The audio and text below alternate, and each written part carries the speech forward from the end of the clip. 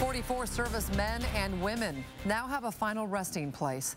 Today, the 4th annual Missing in America interment service took place at the Washington State Veterans Cemetery. And KXOI4's Caiti Currey working for you with more details from this special ceremony. There's a plaque at the cemetery that reads, "We will never forget."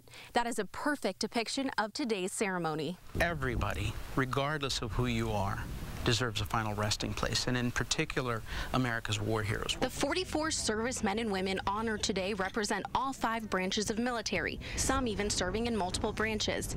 Their sacrifice and dedication to their country is what drives the group Missing in America. So these individuals unfortunately passed and just never had a loved one claim them for a lot of different reasons. It could be they have no more family. Rudy Lopez, the cemetery director, says these men and women have temporarily been forgotten. By working with local medical examiners, coroners, and funeral homes, they're able to give these soldiers, who otherwise may be left sitting on shelves for decades, a permanent resting place. With this particular interment, one individual in particular died in 1971, and some of the more recent did die in 2014. The veterans come from all over Washington and North Idaho.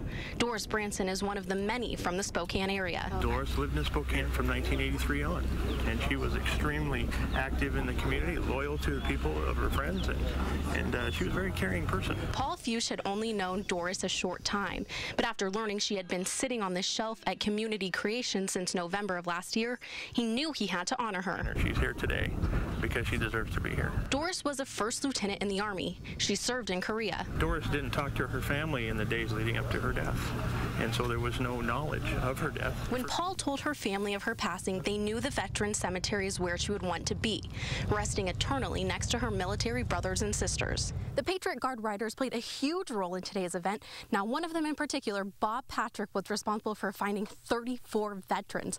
Now, unfortunately, on his way over here today, he was involved in a serious motorcycle accident and was unable to attend. We want to wish him a full and fast recovery. Reporting in Medical Lake, Caiti Currey, KXOI4 News.